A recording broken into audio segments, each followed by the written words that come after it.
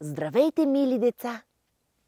Вятърът през зимата ни кара да замръзваме, да потреперим и да се завием още по-хубаво с якенцата и с одеялцата си.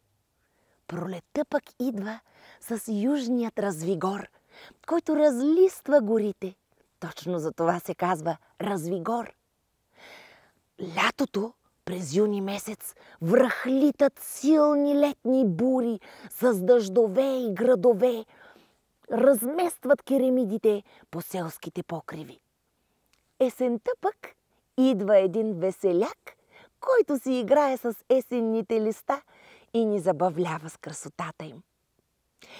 Днес ще прочета една приказка за всички тях. Вятърната къща от Галина Златина.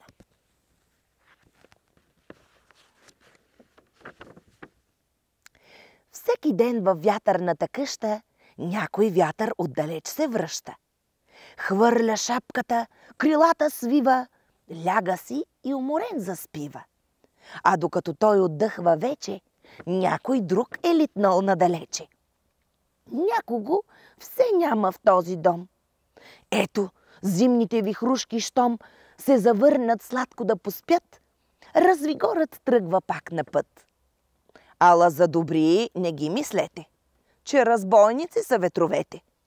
В тъмни нощи тропат по стъклата или старите тополи клатят. Даже някой шапката ти грабва, въпреки че няма да му трябва. И на другите се хвали вкъщи, колко много пакости е свършил.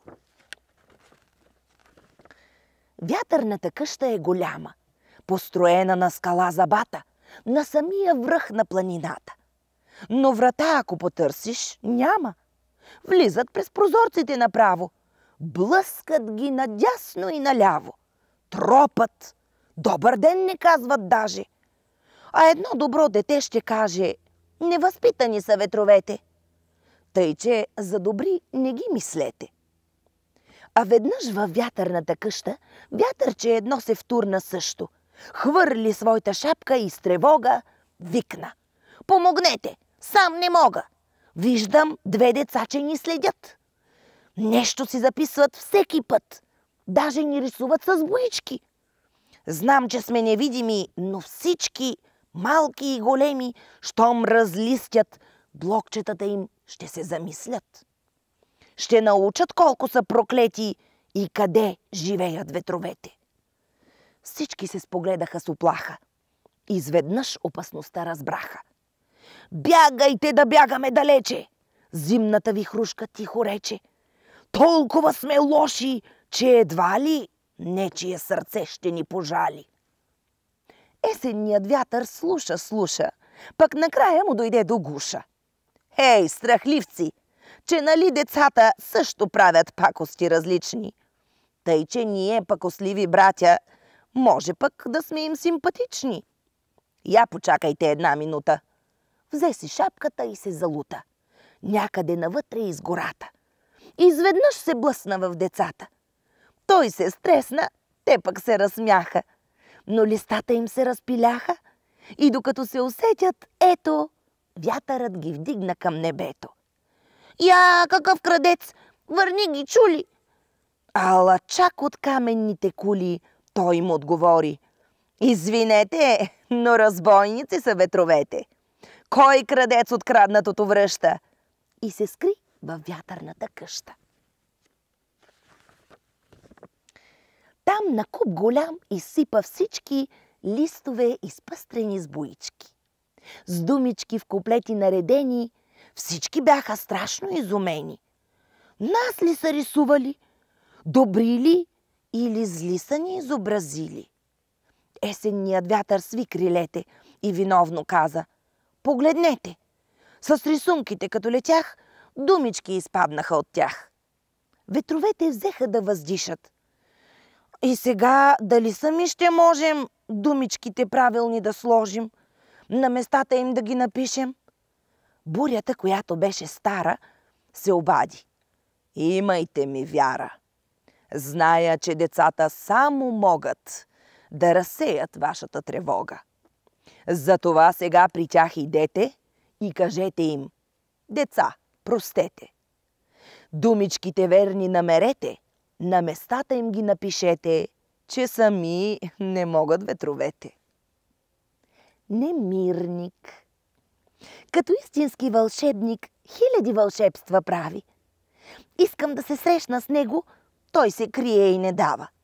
Свре се невидим зад къщи, ала след това веднага бяло облаче превръща в голяма баба Яга. Като свирне през улука, знам, че е отново тука. Уж не видиме, но не е. Винаги го знам къде е. Развигор. Кой е този веселяк, който през полето тича? Вижда се, че е южняк. По-различно се облича. С тънка риза е в снега, ходи само по сандали. Ще замръзне ли сега или огън ще запали? Гледай ти какъв чудак! Силно духна и тогава дълго трупаният сняг почна да се разтопява. А южнякът се засмя и забърза към гората.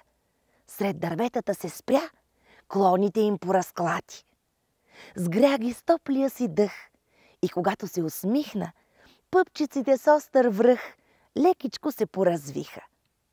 Грейнали в зеленина се показаха листата и към другата гора тръгна веселият вятър. И в огрейния простор птиците летят и пеят. Тук е вече Развигор, най-добрият вятър вее. Концерт. Тази нощ под нашата стряха ветровете се събраха. Нещо се споразумяха. Дрънко разлюля клонака и по покрива в мрака, като барабан за трака. Фюко литна към комина и над него щом премина, свирна като фукарина. Кръцко скръцна с вратата, Зъско жиците размята, Дзънко звънна по стъклата. После тишина настана. На широката поляна сбра се публика отбрана. Бури сресани на букли, важни ветрове с монокли и фартуни с дълги рокли. Диригентът даде знак и в притихналия мрак целият оркестър пак изведнъж засвири бясно и заскърца и затряска. Беше страшно и прекрасно. Лятна буря. Бурята насред гората спря, приседна на тревата и започна да пресмята. Днес обрулих оня орех, куп пране в кълта съборих и какво ли още сторих? Преди по-млада бях и където се явях, винаги вселявах страх.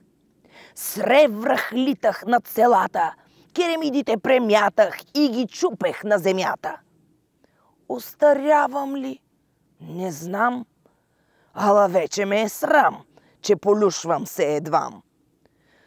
Оно и момче в полето, вместо да го бутна, ето, аз помилвах му лицето. Есенния вятър. 300 шарени петлета впрегна в своята карета и сред пух и перушина есента от тук премина. Вятърът раздуха леко перушинките далеко, златни, огнени, ръждиви, хем вълшебни, хем красиви. Разпиля ги по тревата, по дърветата в гората и вълшебните боички бързо отцветиха всички. Луда хала. Пак земята стана бяла, пак задуха луда хала. Из дъбравата заспала. Облаците поизступа и с пухкав сняг затрупа Мечо в топлата хралупа. А поклонки и вършинки вместо птичките дружинки са накацали снежинки. Зимна вихрушка. Вихрушка крилата обходи земята, косите си тънки размята, листата орони от храсти и клони, певците крилати прогони, А после задряма под пряспа голяма. Вихрушката сякаш я няма. Заспа и притихна. Под пряспата кихна и даже на сън се усмихна.